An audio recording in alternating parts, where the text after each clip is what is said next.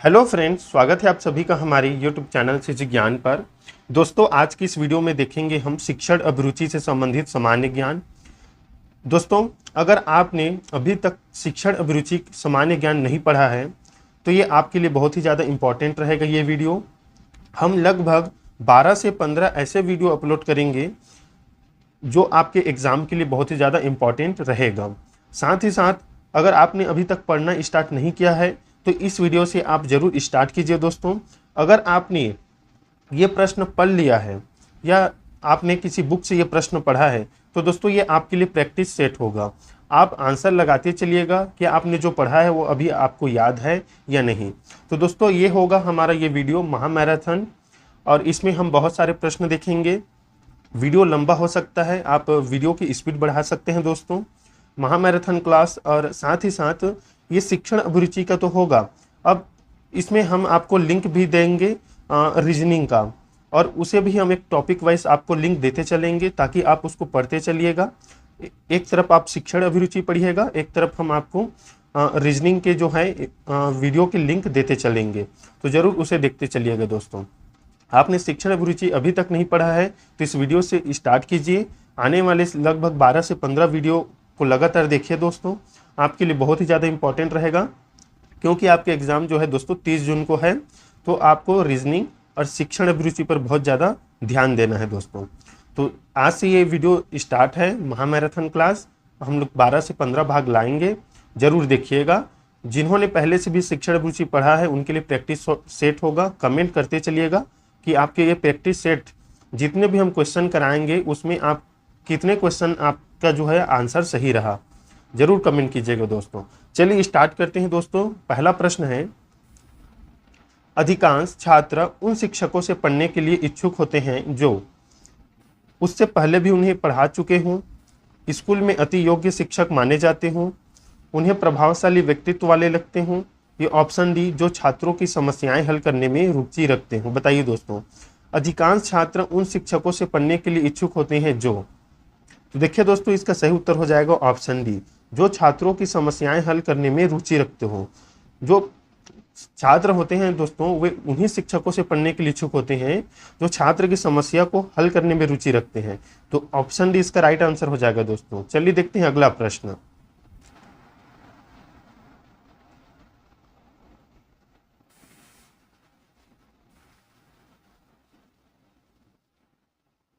देखिए दोस्तों, दूसरा प्रश्न है, छात्रों को अच्छा नागरिक बनने की ट्रेनिंग देने का सबसे बढ़िया उपाय है। छात्रों को सामाजिक सेवा कार्यक्रमों में शामिल किया जाए, छात्रों को अच्छी नागरिकता से संबंधित कोई नाटक दिखाया जाए, ऑप्शन सी, छात्रों को अच्छे नागरिक के गुणों व कर्तव्यों के बारे में उपदेश दिया जाए, या डी है दोस्तों, छात्रों को अच्छी नागरिकता के बारे में पुस्तकें पढ़ने को कहा जाए। बताइए दोस्तों, छात्रों को अच्छा नागरिक बनने की ट्रेनिंग देने का सबसे बढ़िया उपाय क्या रहेगा आपके हिसाब से? आप अगर आपने ये क्वेश्चन पढ़ा है पहले तो आपको आंसर पता होगा। कमेंट में बताइएगा कि आप कितने आंसर सही करते चल रहे हैं। तो देखिए, अच्छा नागरिक बनने की ट्रेनिंग देने का सबसे बढ़िया उपाय है दोस्तों, छात्रों को सामाजिक सेवा कार्यक्रम में शामिल किया जाए। ये सबसे उपयुक्त आंसर है दोस्तों, क्योंकि सामाजिक सेवा में सहयोग की भावना का विकास होगा जिससे वो अच्छे नागरिक बन सकते हैं। तो ऑप्शन ए इसका राइट आंसर हो जाएगा। अगला प्रश्न देखते हैं दोस्तों। देखिए, प्राथमिक स्तर पर छात्रों को मातृभाषा में पढ़ाना बेहतर होता है क्योंकि इससे छात्रों की पढ़ाई स्वाभाविक वातावरण में होती है, आगे चलकर नौकरी मिलने की संभावना बढ़ जाती है, छात्रों की बुद्धि का तेजी से विकास होता है, छात्रों में आत्मविश्वास बढ़ता है। बताइए, प्राथमिक स्तर पर दोस्तों छात्रों को मातृभाषा में पढ़ाना बेहतर होता है क्योंकि, तो देखिए दोस्तों इसका सही उत्तर हो जाएगा, छात्रों की पढ़ाई स्वाभाविक वातावरण में होती है। देखिए, मातृभाषा में पढ़ाना इसलिए बेहतर है क्योंकि वो बालक उस समय अपने परिवार से जो सीख कर आया होता है वो मातृभाषा में ही होता है दोस्तों, क्योंकि वो प्राथमिक स्तर पर जाता है।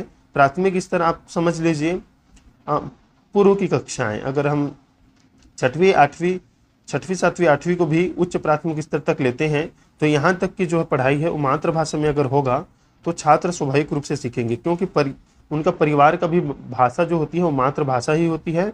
तो ऑप्शन इसका राइट आंसर हो जाएगा। अगला प्रश्न देखिए,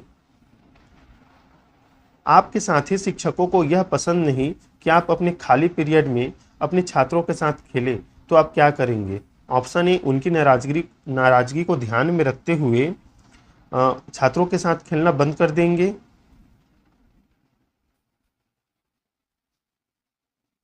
ऑप्शन बी है, उनकी बात की परवाह नहीं करेंगे, इस संबंध में प्रधानाध्यापक से सलाह करेंगे। या ऑप्शन डी, साथी शिक्षकों को समझाएंगे कि छात्रों के साथ खेलने में कोई बुराई नहीं है। तो देखिए इसका सही उत्तर हो जाएगा दोस्तों ऑप्शन डी। आप अपने साथी शिक्षकों को समझाएंगे कि छात्रों के साथ खेलने में बुराई नहीं है। याद रखिएगा, बहुत इंपॉर्टेंट प्रश्न है। अगला प्रश्न देखिए दोस्तों, छात्रों के चरित्र निर्माण में सबसे अधिक महत्वपूर्ण भूमिका किसकी होती है? धार्मिक शिक्षा की, अध्यापकों के उपदेशों की, महापुरुषों की, या स्वयं अध्यापक के आदर्श चरित्र की? बताइए दोस्तों, छात्र के चरित्र निर्माण में आपके हिसाब से कौन सी इसमें जिसकी ज्यादा भूमिका हो सकती है? तो देखिए, छात्र के चरित्र निर्माण में एक शिक्षक का आदर्श चरित्र ही ज्यादा महत्वपूर्ण होता है, क्योंकि एक शिक्षक चरित्रवान होगा तो छात्र में अपने आप चरित्र का विकास होगा दोस्तों। तो ऑप्शन डी इसका राइट आंसर है, याद रखिएगा। दोस्तों पहले से पढ़ चुके होंगे तो जरूर आंसर लगाते चलिएगा और बताइएगा कितना सही किए लास्ट में। और जिन्होंने आज पढ़ना स्टार्ट किया है या इससे पहले 1-2 वीडियो देखे हैं तो वीडियो पर अब बने रहिए दोस्तों। एग्ज़ाम बहुत ही नज़दीक है, साथ ही साथ बीएससी बीएड और बीए बीएड वाले भी ध्यान रखिएगा, आपके लिए बहुत ही ज़्यादा इंपॉर्टेंट होने वाली है वीडियो। कक्षा में छात्रों को नक्शे का अध्ययन करने का पहला पाठ पढ़ाते समय उन्हें सबसे पहले क्या सिखाया जाए? नक्शे में दिए गए रंगों का अर्थ, नक्शे पर खिंची लाइनें क्या है यह बताना, नक्शे का पैमाना समझाना, या नक्शे में दिशा ज्ञान कराना? बताइए, कक्षा में छात्रों को नक्शे का अध्ययन करने का पहला पाठ पढ़ाते समय उन्हें सबसे पहले क्या सिखाया जाए दोस्तों? तो देखिए, नक्शे में दिशा का ज्ञान कराना। याद रखिएगा, नक्शे में दिशा का ज्ञान कराना सबसे मतलब इसमें अच्छा माना गया है। याद रखिएगा, नक्शा का अगर दिशा की बात करें तो ये उत्तर होगा, ये पश्चिम होगा, ये पूर्व होगा और ये दक्षिण होगा। याद रखिएगा दोस्तों। यदि कक्षा के अधिकांश बच्चे गृह कार्य करके न लाए तो शिक्षक को क्या करना चाहिए? गृह कार्य को कम कर देना चाहिए, छात्रों को थोड़ा बहुत गृह कार्य कक्षा में ही करा देना चाहिए, यह पता लगाना चाहिए कि गृह कार्य अधिक कठिन तो नहीं था, या ऑप्शन डी, छात्रों के अभिभावकों से कहे कि वे छात्रों के गृह कार्य में मदद करें? बताइए, यदि कक्षा के अधिकांश बच्चे गृह कार्य करके न लाए तो शिक्षक को क्या करना चाहिए दोस्तों? तो देखिए, यह पता लगाना चाहिए कि गृह कार्य अधिक कठिन तो नहीं था। आपको मतलब उसका कारण जानना है दोस्तों। याद रखिए, तो ऑप्शन सी इसका राइट आंसर हो जाएगा।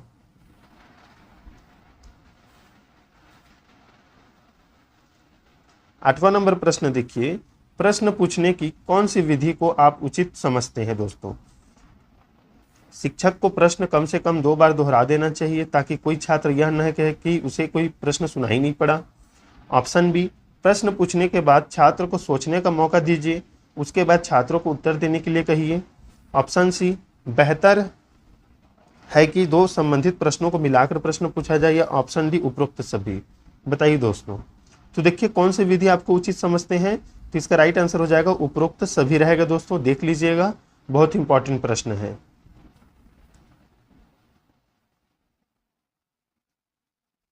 विज्ञान का प्रश्न या विज्ञान अध्यापक से, विज्ञान के अध्यापक बच्चों के समक्ष कोई प्रयोग कर रहा है, प्रयोग का अपेक्षित परिणाम नहीं निकलता, ऐसी परिस्थिति में अध्यापक को क्या करना चाहिए दोस्तों? कक्षा के छात्रों से कहना चाहिए कि वे पाठ्य पुस्तक के उस पृष्ठ को खोलकर रख देखें जहां उस प्रयोग की विधि का वर्णन है। ऑप्शन बी, चाहिए कि वह छात्रों को बता दे कि प्रयोग सफल नहीं हो पाया है और अब सब मिलकर पता लगाएंगे कि उसमें कहां और क्या गलती हुई है। तो देखिए दोस्तों, इसका सीधा आंसर से है ऑप्शन बी ही। जहां पर आपको निदान या कारण का पता लगाने को बोला जाए वही उसका सही आंसर होगा। हाँ, लेकिन आप एग्जाम में सभी ऑप्शन को जरूर पढ़िएगा दोस्तों। मुझे यहाँ पर आंसर पता है इसलिए मैं आपको सीधा बताते चल रहा हूँ। चाहिए कि छात्रों को बता दे कि प्रयोग सफल नहीं हो पाया है और अब सब मिलकर पता लगाएंगे कि उसमें कहाँ और क्या गलती हुई है दोस्तों। तो ऑप्शन भी इसका राइट आंसर हो जाएगा। दोस्तों ये वीडियो लंबा होगा इसलिए आप वीडियो की स्पीड को जरूर बढ़ा लीजिएगा। छात्रों को बहुत अधिक कठोर सजा देने से इनके माँ बाप प्रधानाध्यापक से शिकायत करने आ जाते हैं, स्कूल में अनुशासन अच्छा रहता है, छात्र स्कूल छोड़कर दूसरे स्कूल में जा सकते हैं, छात्रों के मन में स्कूल के प्रति उग्र प्रतिक्रिया पैदा हो सकती है। बताइए दोस्तों सही उत्तर क्या रहेगा? तो देखिए छात्रों को अधिक कठोर सजा देने से क्या होगा? ऑप्शन डी, छात्रों के मन में स्कूल के प्रति उग्र प्रतिक्रिया पैदा हो सकती है। दोस्तों याद रखिएगा। 11वां नंबर प्रश्न देखिए, यदि कोई छात्र अकारण ही आपके साथ दुर्व्यवहार करे तो आप क्या करेंगे? उसे तत्काल पीट देंगे, उसकी शिकायत उसके प्रधानाध्यापक से करेंगे, उसकी शिकायत उसके अभिभावक से करेंगे, यह जानने की कोशिश करेंगे कि छात्र ने ऐसा क्यों किया? बताइए। तो देखिए यदि कोई छात्र अकारण ही आपके साथ दुर्व्यवहार करे तो आपको क्या करना है? यह जानने की कोशिश करेंगे कि छात्र ने ऐसा क्यों किया। दोस्तों तो ऑप्शन डी इसका राइट आंसर हो जाएगा। 12वां नंबर प्रश्न देखिए दोस्तों, यदि आप अपने छात्रों के साथ लेकर पाठशाला के बगीचे में कुछ काम करते हैं तो इससे छात्रों में हाथ से काम करने का अभ्यास होगा, खुद से काम करने के सीखने का अवसर मिलेगा, दूसरों के साथ मिलकर काम करने की आदत पड़ेगी, या उपरोक्त तीनों? बताइए दोस्तों। यदि आप अपने छात्रों को साथ लेकर पाठशाला के बगीचे में कुछ काम करते हैं तो इससे छात्रों में क्या होगा? तो देखिए इससे छात्रों में होगा हाथ से काम करने का अभ्यास, खुद काम करके सीखने का अवसर, साथ ही साथ दूसरों के साथ मिलकर काम करने की आदत। तो ऑप्शन डी इसका राइट आंसर हो जाएगा। दोस्तों जहां आपको सबसे अच्छा आंसर दिखे वही आपका सही उत्तर होगा, अगर आपसे प्रश्न भी अच्छा पूछा गया हो तो। देखिए दोस्तों रीजनिंग का हम जो है वीडियो का लिंक देंगे इस चैनल के, आपको डिस्क्रिप्शन बॉक्स पर जाना है, वहाँ पर आपको क्लिक करके जो भी रीजनिंग का जो लिंक दिया गया है उसे आप उस वीडियो को जरूर जाकर देखिए, आपके लिए इंपॉर्टेंट रहेगा क्योंकि एग्ज़ाम बहुत ही नज़दीक है। हमने पहले ही रीजनिंग का जो वीडियो अपलोड किया है वो भी अपलोड है दोस्तों वहाँ पर, जहाँ पर हमने सभी टॉपिक्स को कराया है। तो आप अगर अभी तक नहीं पढ़े हैं तो हम लिंक देंगे डिस्क्रिप्शन बॉक्स पर, इसी वीडियो के लिंक पर या इसी वीडियो के डिस्क्रिप्शन बॉक्स पर, उसे ज़रूर देख लीजिएगा दोस्तों और अपने दोस्तों के साथ शेयर कीजिएगा। कक्षा में आप कैसे प्रश्न करना पसंद करेंगे दोस्तों? जिनका उत्तर सभी छात्र दे सकें, जिनका उत्तर कोई भी छात्र न दे सके, जिनका उत्तर शायद ही कुछ छात्र दे सके, या जिनका उत्तर देने के लिए छात्रों को कुछ सोचना पड़े? बताइए आप शिक्षक होने के नाते कक्षा में आप कैसे प्रश्न करना पसंद करेंगे? तो देखिए इसका सही उत्तर हो जाएगा जिनका उत्तर देने के लिए छात्रों को कुछ सोचना पड़े, तभी वो तर्क या चिंतन कर सकेंगे दोस्तों। तो ऐसे ही प्रश्नों को देना चाहिए ताकि वो सोचे। 14 नंबर प्रश्न देखिए, कक्षा शिक्षण को रुचिकर बनाने का सबसे प्रभावी तत्व क्या है? पाठ योजना, अध्यापक का व्यक्तित्व, शिक्षण विधि या पाठ्य सामग्री? बताइए दोस्तों कक्षा शिक्षण को रुचिकर बनाने का सबसे प्रभावी तत्व क्या है आपके हिसाब से? तो देखिए ये रहेगा दोस्तों शिक्षण विधि। याद रखिएगा शिक्षण विधि अगर प्रभावी है तो कक्षा शिक्षण भी प्रभावी और रुचिकर हो जाएगा। बोल बोलकर पढ़ाने का लाभ यह है कि उसे अन्य छात्र भी सुन सकते हैं, उसे अध्यापक भी सुन सकते हैं, वह खूब समझ में आता है, यह याद हो जाता है। बताइए बोल बोलकर पढ़ने का लाभ यह है कि बताइए इसमें क्या रहेगा? तो देखिए बोल बोलकर पढ़ने का लाभ यह होता है कि यह याद हो जाता है क्योंकि यह लगातार अभ्यास से संबंधित हो जाता है दोस्तों। तो ऑप्शन डी इसका राइट आंसर है। 16 नंबर प्रश्न देखिए, कक्षा शिक्षण की उत्तम प्रणाली वह है जिसमें प्रश्नोत्तर की आवश्यकता न पड़े, अध्यापक छात्रों से प्रश्न पूछे, छात्र अध्यापक से शंका समाधान करे, अध्यापक और छात्र दोनों प्रश्न पूछे। बताइए कक्षा शिक्षण की उत्तम प्रणाली वह है जिसमें, तो इसका सही उत्तर हो जाएगा अध्यापक और छात्र दोनों प्रश्न पूछे दोस्तों। ऑप्शन डी इसका राइट आंसर हो जाएगा। छात्रों की अभिव्यंजना शक्ति और शैली की जांच के लिए आप कौन सा उपाय अपनाएंगे? उनसे प्रश्न करके उनका उत्तर लेंगे, उनको प्रश्न देकर उत्तर लिखने को कहेंगे, उनको वस्तुनिष्ठ प्रश्न गृह कार्य के लिए देंगे, या उपरोक्त तीनों? बताइए दोस्तों जिन दोस्तों ने ये प्रश्न पहले से ही पढ़ चुके हैं या पढ़ा है आपने ये प्रश्न पहले ही, तो आप इसका आंसर लगाते चलिएगा कि आपने जो पढ़ा है वो याद है कि नहीं। दोस्तों बताइए छात्रों की अभिव्यंजना शक्ति और शैली की जांच के लिए आप कौन सा उपाय अपनाएंगे? देखिए इसका सही उत्तर हो जाएगा उपरोक्त तीनों। उनसे प्रश्न करके उनका उत्तर लेंगे, उनको प्रश्न देकर उत्तर लिखने को कहेंगे और गृह कार्य के लिए भी वस्तुनिष्ठ प्रश्न देंगे। तो ए बी सी तीनों सही उत्तर हो जाएगा। 18वां नंबर प्रश्न देखते हैं, आप चाहते हैं कि आप छात्रों को जो पढ़ाते हैं उसे वे भूले नहीं। इसके लिए आप क्या करेंगे दोस्तों? गृह कार्य देंगे, पुराने ज्ञान को दोहराएंगे, नवीन परिस्थितियों में अर्जित ज्ञान का प्रयोग करेंगे, या उपरोक्त तीनों। तो देखिए इसका सही उत्तर भी हो जाएगा दोस्तों उपरोक्त तीनों। गृह कार्य भी देंगे, पुराने ज्ञान को दोहराएंगे और नवीन परिस्थितियों में अर्जित ज्ञान, अर्जित मतलब जो सीखा हुआ है उसको प्रयोग करेंगे। तो ए बी सी इसमें भी सही हो जाएगा।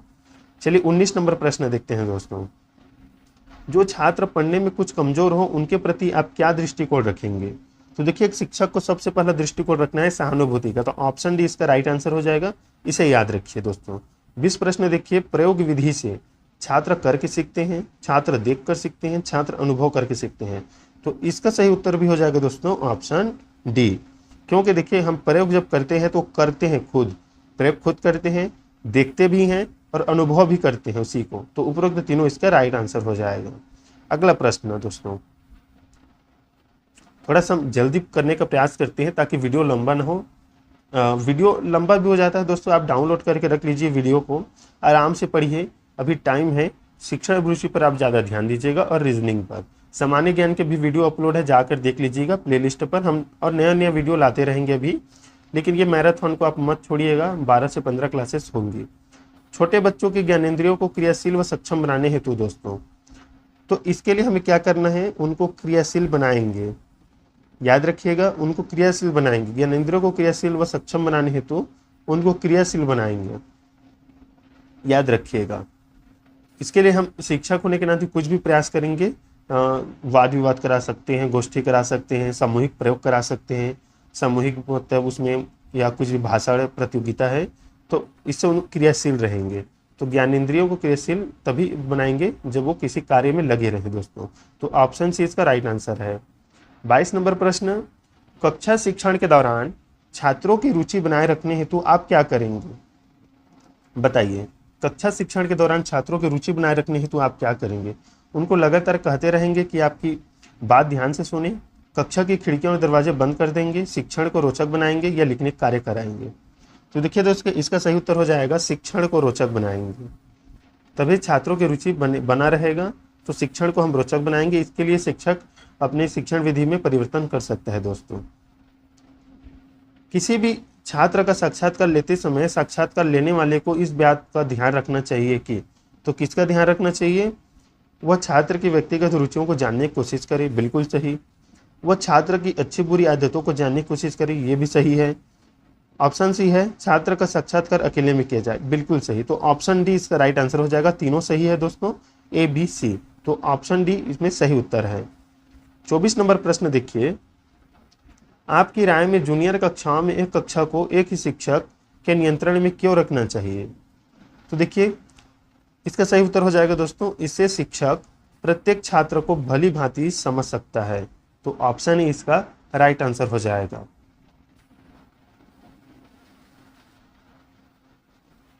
राष्ट्रीय शिक्षा नीति के अंतर्गत नवोदय विद्यालयों की व्यवस्था क्यों की गई है दोस्तों? ग्रामीण बच्चों को अध्ययन करने का मौका मिले, शहर और गांव दोनों बच्चे अध्ययन कर सके, शहर तथा गांव के अच्छी योग्यता वाले छात्र अध्ययन कर सके, या यह विद्यालय केवल शहरी छात्रों के अध्ययन हेतु बनाए गए हैं? बताइए, नवोदय विद्यालय की व्यवस्था क्यों की गई है दोस्तों? आपके हिसाब से इसका सही उत्तर क्या रहेगा? तो देखिए इसका सही उत्तर है शहर तथा गांव के अच्छी योग्यता वाले छात्र अध्ययन कर सके। ऑप्शन सी इसका राइट आंसर है दोस्तों।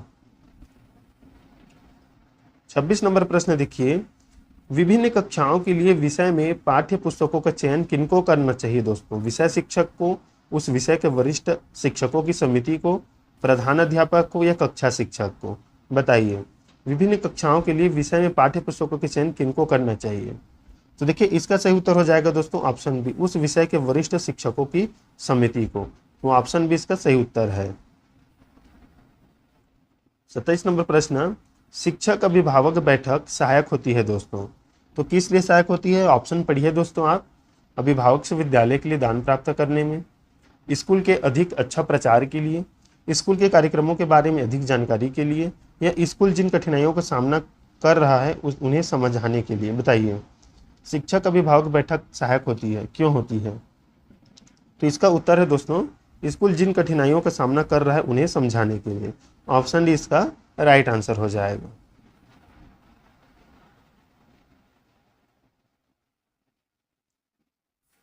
देखिए, अध्यापक के लिए शिक्षा मनोविज्ञान की उपयोगिता रहती है। क्यों रहती है?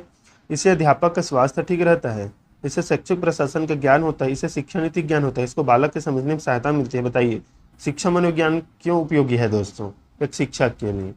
तो ये उपयोगी है दोस्तों, बालकों को समझने में सहायता मिलती है इससे। तो ऑप्शन डी इसका राइट आंसर होगा, याद रखिएगा। कमेंट कीजिएगा दोस्तों आपने कितना आंसर सही किया है।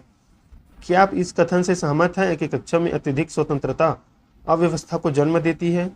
पूर्णतः सहमत, कुछ सीमा तक सहमत, कुछ सीमा तक असहमत, पूर्णतः असहमत। बताइए, अत्यधिक स्वतंत्रता जो है अव्यवस्था को जन्म देती है दोस्तों, मतलब अनुशासनहीनता को। क्या आप इससे सहमत हैं? तो देखिए, पूर्णतः सहमत रहेंगे आप।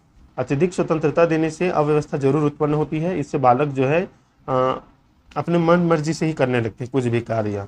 तो ये जो है पूर्णतः सहमत रहेंगे आप, इससे अव्यवस्था उत्पन्न होती है। 30 नंबर प्रश्न देखिए, विद्यालय में छात्रों की प्रेरणा हेतु आप निम्नलिखित में से क्या करना चाहेंगे दोस्तों? छात्रों की प्रतिस्पर्धा की भावना का विकास, प्रेरित लोगों को उदाहरण, केवल छात्रों को पारितोषिक देंगे या प्रेरणा के महत्व पर भाषण देंगे? बताइए, छात्रों की प्रेरणा हेतु आप क्या करेंगे? तो देखिए, इसका सही उत्तर हो जाएगा दोस्तों, छात्रों की प्रतिस्पर्धा की भावना का विकास करना। लेकिन याद रखेंगे, यह प्रतिस्पर्धा स्वस्थ होनी चाहिए दोस्तों, मतलब इसमें आप नफरत की भावना पैदा होने नहीं देंगे। स्वस्थ प्रतियोगिता की भावना छात्रों में करना है आपको। 31 नंबर प्रश्न देखिए, छात्रों में स्काउट के प्रशिक्षण द्वारा आपके विचार से क्या लाभ संभव है दोस्तों? तो देखिए, इससे लाभ होगा उपरोक्त सभी गुणों का विकास, मतलब सच बोलने की भावना, सेवा भावना, कम खर्च करने की आदत। तो छात्रों में स्काउट के प्रशिक्षण के लिए ये सही है, ऑप्शन डी राइट आंसर होगा, मतलब ये ए बी सी सभी सही है दोस्तों। शिक्षा का एक सिद्धांत है कि बालक के पूर्व ज्ञान को जानकर उससे जोड़कर नया ज्ञान दिया जाए। बालक का पूर्व ज्ञान कैसे पता लगाएंगे दोस्तों आप? बताइए। तो देखिए, इसका सीधा से सही आंसर है उनसे प्रश्न पूछकर। इसको हम प्रस्तावना प्रश्न या पूर्व अनुभव पर चर्चा बोलते हैं दोस्तों, याद रखिएगा, प्रस्तावना प्रश्न या पूर्व अनुभव पर चर्चा। तो ऑप्शन सी राइट आंसर है। जैसे आप कक्षा में जाएंगे तो सबसे पहले आप जो भी प्रकरण या पाठ पढ़ाना चाहते हैं तो उससे संबंधित आप प्रश्न पूछेंगे, उसके बाद आप बताएंगे प्रकरण का नाम कि आज हम ये पढ़ेंगे।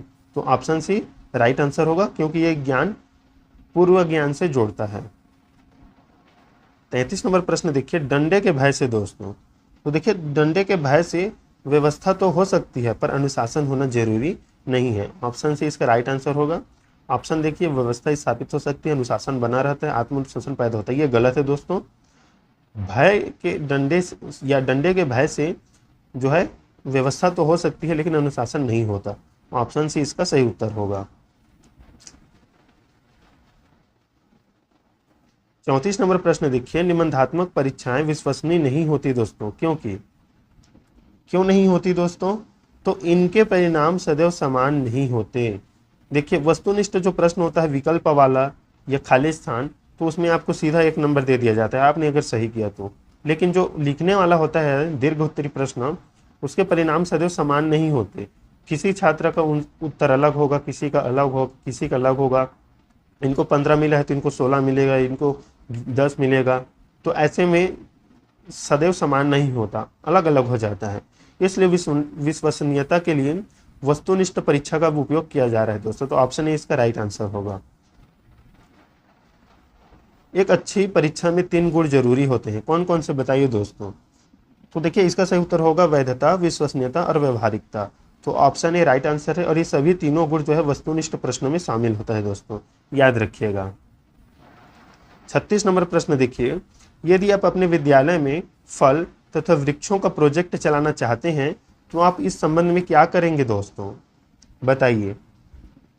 तो देखिए, इस संबंध में आप क्या करेंगे, छोटे छोटे समूहों में पौधे को लगाकर उन पर ध्यान देंगे दोस्तों। ऑप्शन डी इसका राइट आंसर हो जाएगा। अगला प्रश्न है, शिक्षकों को स्वास्थ्य विज्ञान का अध्ययन क्यों आवश्यक है दोस्तों? बताइए। A B C D option देखिए, आपके हिसाब से आंसर क्या रहेगा? शिक्षकों को स्वास्थ्य विज्ञान का अध्ययन क्यों आवश्यक है? तो देखिए दोस्तों, इसका सही उत्तर हो जाएगा छात्रों के स्वास्थ्य का सही ज्ञान हो सके। तो ऑप्शन ए इसका राइट आंसर हो जाएगा।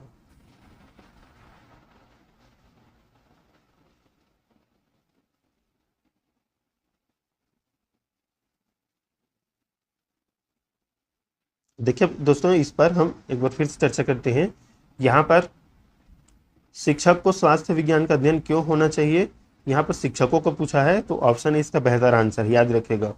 आंसर डी आप लगा सकते थे, लेकिन यहाँ पर शिक्षकों को पूछा गया है, इसलिए इसमें सही उत्तर रहेगा ऑप्शन ए। छात्रों की कक्षा उन्नति केवल वार्षिक परीक्षा के आधार पर नहीं होनी चाहिए, क्योंकि इससे आकस्मिक कारकों का प्रभाव पड़ता है। छात्र पूरे वर्ष लगातार काम नहीं करते, इससे परीक्षा में नकल बढ़ती है, या इसका छात्रों के स्वास्थ्य पर बुरा प्रभाव पड़ता है। दोस्तों बताइए, वार्षिक परीक्षा के आधार पर ही उनकी उन्नति क्या है जो उनका आकलन नहीं किया जा सकता, बताइए इस पर क्या है आपकी राय। तो देखिए, इसका सही उत्तर हो जाएगा छात्र पूरे वर्ष लगातार काम नहीं करते हैं। छात्रों की कक्षा उन्नति केवल वार्षिक परीक्षा के आधार पर नहीं होनी चाहिए। अर्थात इसके कहने का तात्पर्य है दोस्तों, जो वार्षिक परीक्षा के आधार पर ही नहीं बल्कि समय समय पर जो है परीक्षाएं लेती रहनी चाहिए। तो उसके लिए सही आंसर यही रहेगा, छात्र पूरे वर्ष लगातार काम नहीं करते हैं, समय समय पर परीक्षा के द्वारा ही हम उसके उन्नति का पता लगा सकते हैं। ऑप्शन बी राइट आंसर हो जाएगा। अगला प्रश्न देखिए, प्राथमिक शालाओं का निरीक्षण साल में कई बार होता है ताकि ABCD ऑप्शन है। देखिए दोस्तों, तो देखिए प्राथमिक शालाओं का निरीक्षण साल में कई बार होता है ताकि शिक्षण अधिगम कार्य सुचारू ढंग से हो सके। देखिए सबसे बेहतर ऑप्शन यही रहेगा, बालक की पढ़ाई रुचिकर हो, प्रधानाध्यापक का महत्व बढ़ सके, अध्यापक नित्य उपस्थित रहे। तो ये नहीं, ऑप्शन ए इसका राइट आंसर हो जाएगा। 40 नंबर प्रश्न देखिए, एक ही विधि से शिक्षण करना विद्यार्थियों के लिए कैसा होगा। दोस्तों बताइए, अगर कोई शिक्षक एक ही विधि से शिक्षण कर रहा है तो विद्यार्थियों के लिए क्या रहेगा इसमें। तो देखिए, अगर कोई भी शिक्षक एक ही विधि से पढ़ा रहा है तो विषय संबंधी बहुविध जानकारी में बाधक हो सकता है दोस्तों। मतलब वो छात्र अन्य विषय से संबंधित जानकारी प्राप्त नहीं कर सकता अगर एक से शिक्षण विधि से वो पढ़ रहा है तो, और अन्य विधियों के लिए बाधक हो सकता है। तो ऑप्शन सी इसका राइट आंसर हो जाएगा। 41 नंबर प्रश्न देखिए, विद्यालय के बालकों के लिए विशिष्ट विषय में किनको पाठ्यक्रम बनाना चाहिए। बताइए, विद्यालय के बालकों के लिए विशिष्ट विषय में किनको पाठ्यक्रम बनाना चाहिए। दोस्तों शिक्षक जो उस विषय को विद्यालय में पढ़ा रहे हों, कक्षा शिक्षक, राज्य का शिक्षा विभाग या माध्यमिक शिक्षा बोर्ड। तो देखिए इसका सही उत्तर हो जाएगा राज्य का शिक्षा विभाग। विशिष्ट विषय में किनको पाठ्यक्रम बनाना चाहिए, तो राज्य शिक्षा विभाग को पाठ्यक्रम बनाना चाहिए। दोस्तों बहुत इंपॉर्टेंट प्रश्न है, याद रखिएगा। 42 नंबर प्रश्न देखिए, किसी विषय के शिक्षण में पर्याप्त अभ्यास देना आवश्यक है क्योंकि, तो क्यों आवश्यक है दोस्तों, तो यह विषय के नियमों के प्रयोग में कार्य दक्षता प्राप्त करने के लिए आवश्यक है।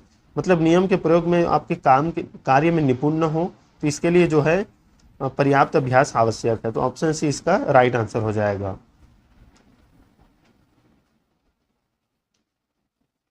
एक शिक्षा शास्त्री ने स्कूल की तुलना एक बाग से की। उसका कहना है कि स्कूल में विद्यार्थियों को, बताइए आपके हिसाब से इसका आंसर क्या रहेगा। तो देखिए, बाग से की है, उद्यान से की है, तो देखभाल कोमल पौधे की देखभाल जैसी होनी चाहिए। मतलब बच्चों का देखभाल कोमल पौधे की जिस प्रकार देखभाल होता है वैसी होनी चाहिए। तो ऑप्शन सी इसका राइट आंसर हो जाएगा। इसी कारण शिक्षा शास्त्री ने स्कूल की तुलना बाग से की है। दोस्तों याद रखिएगा। अगला प्रश्न देखिए, बच्चों का उच्चारण सुधारने के लिए आप क्या करेंगे। दोस्तों बच्चों का जो उच्चारण है, मतलब बोलने में उनको कठिनाई होती है, तो उनको सुधारने में आप क्या करेंगे। तो देखिए, शब्दों को टुकड़ों में बांटकर श्याम पट पर लिख देंगे, बिल्कुल सही। बच्चों को शुद्ध उच्चारण करके सुनाएंगे, ये भी सही। उनसे शुद्ध उच्चारण दोहराने को कहेंगे, ये भी सही। तो ऑप्शन डी इसका राइट आंसर हो जाएगा। अगला प्रश्न देखिए, शिक्षा की दिशा कौन निर्धारित करता है, छात्र, पाठ्यक्रम, शिक्षक या अभिभावक? बताइए, शिक्षा की दिशा कौन निर्धारित करेगा आपके हिसाब से दोस्तों? तो शिक्षा की दिशा कौन निर्धारित करता है? तो पाठ्यक्रम दोस्तों, याद रखिएगा। करिकुलम बोलते हैं या सिलेबस भी बोला जाता है, तो ये जो है दिशा निर्धारित करता है। ऑप्शन बी इसका राइट आंसर हो जाएगा। अगला प्रश्न देखते हैं।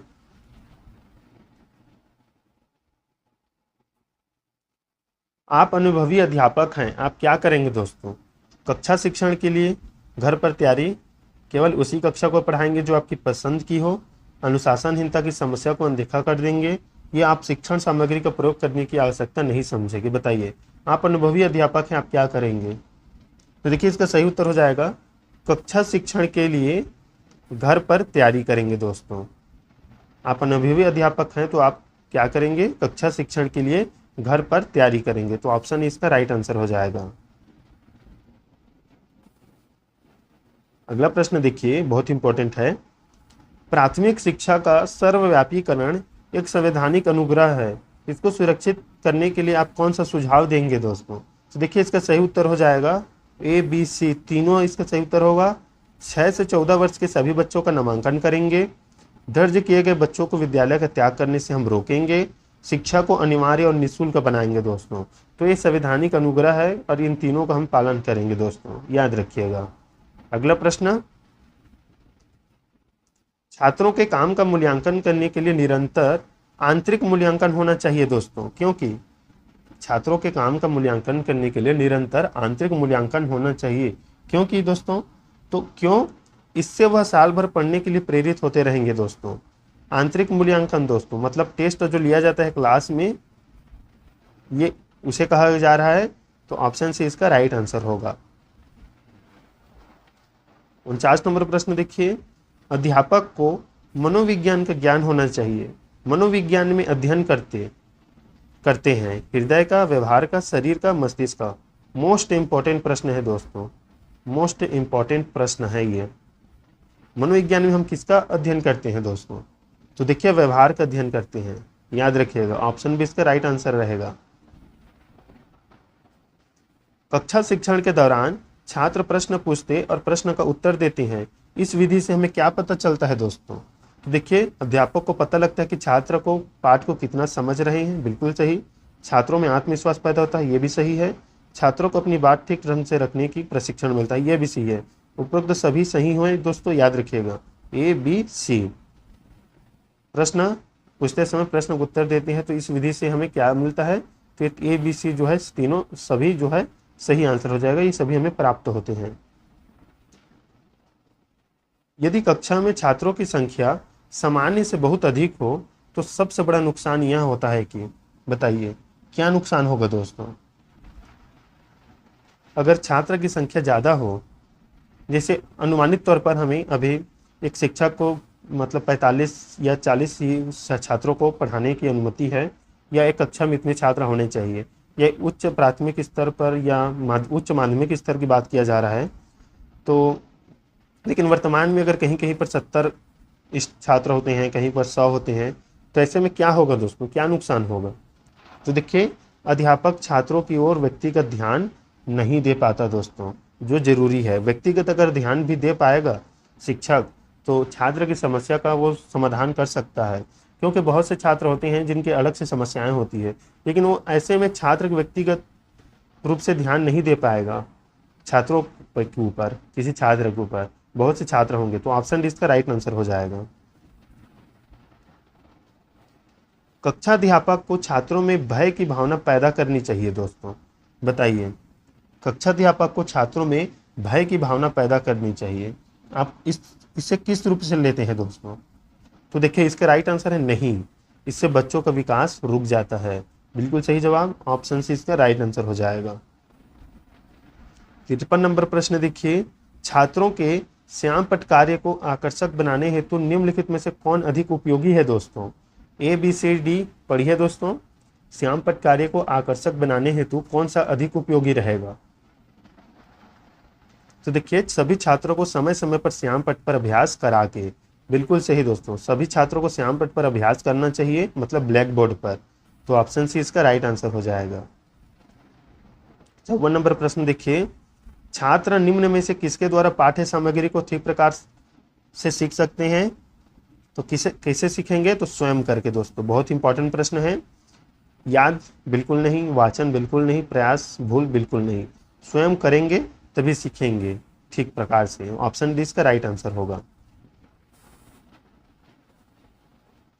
55 नंबर प्रश्न, छात्रों का निम्नलिखित में से किस विधि द्वारा सही मूल्यांकन संभव है? दोस्तों इसका सही उत्तर हो जाएगा वर्ष में समय समय पर मूल्यांकन, मतलब आंतरिक मूल्यांकन भी और समय समय पर भी।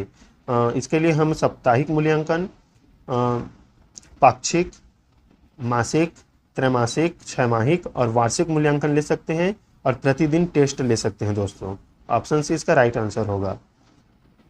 निम्नलिखित में से किस प्रकार के प्रश्नों का निर्माण सबसे कठिन होता है? तो देखिए इसका सही उत्तर हो जाएगा एक उत्तर वाले, क्योंकि इसमें हमको वैधता, विश्वसनीयता और व्यवहारिकता को ध्यान में रखना है। इसलिए एक उत्तर जो होते हैं उसके निर्माण में हमें कठिनाई होता है दोस्तों, क्योंकि इसमें सभी चीज को हमें ध्यान रखना है, याद रखिएगा। 57 नंबर प्रश्न देखिए, विद्यालय के छात्रों में भाषण देने की कला को विकसित करने हेतु आप क्या करेंगे?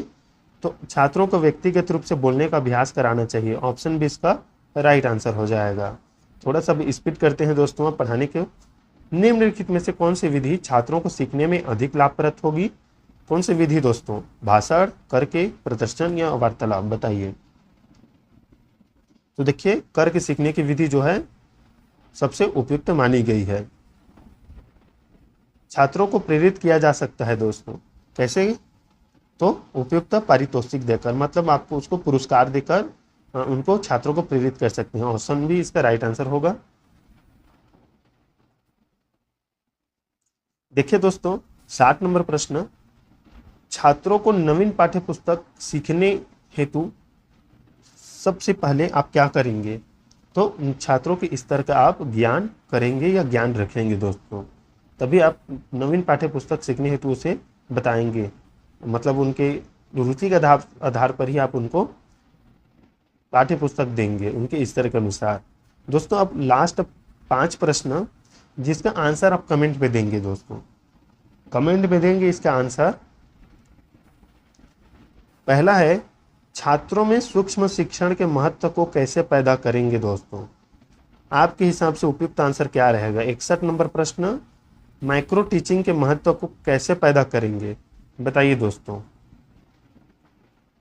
जो कमेंट करेंगे उनको मैं आंसर बता दूंगा, उसमें आंसर क्या रहेगा। छात्रों में सूक्ष्म शिक्षण के महत्व को कैसे पैदा करेंगे, ये हो गया। 62 नंबर प्रश्न देखिए, छात्रों में स्वाध्ययन का विकास करने हेतु क्या करना उचित होगा? इसे ध्यान दीजिएगा दोस्तों, कमेंट जरूर कीजिए आंसर। जो पढ़ चुके हैं वो तो बिल्कुल कमेंट कीजिएगा, और जो नहीं पढ़े वो भी कमेंट कीजिए ताकि मैं आपको सही उत्तर बता सकूं। आपके विचार से पाठ्यक्रम कैसा होना चाहिए दोस्तों, देख लीजिएगा ऑप्शन। कोई छात्र आपकी खूब खुशामद करता है, मतलब आपकी तारीफ करता है, तो उसे रोकने के लिए आप क्या करेंगे? इसका आंसर दीजिए। अगर आप एक शिक्षक हैं तब की बात में ये है। और इस वीडियो का लास्ट प्रश्न है जिसका आंसर आपको कमेंट में देना ही है दोस्तों। छात्रों की उत्तर पुस्तिकाओं की जांच अध्यापक द्वारा की जानी चाहिए। ऐसा करने से आपको क्या मिलेगा दोस्तों, या छात्रों को क्या लाभ होगा? 65 नंबर प्रश्न, आंसर दोस्तों जरूर कमेंट कीजिए। कमेंट बॉक्स में जो है आपको कमेंट बिल्कुल नहीं आता है। आप बताइए कि 5 प्रश्नों का आंसर क्या रहेगा, और आपने 65 प्रश्न में आपका लगभग कितना सही हुआ, आप जरूर बताइएगा। 60 प्रश्न में ही बता दीजिएगा, क्योंकि हमने 60 प्रश्न हल किया है। देखिए हम रीजनिंग का जो है लिंक इसके डिस्क्रिप्शन बॉक्स पर जरूर दे देंगे, उसे जाकर देख लीजिएगा।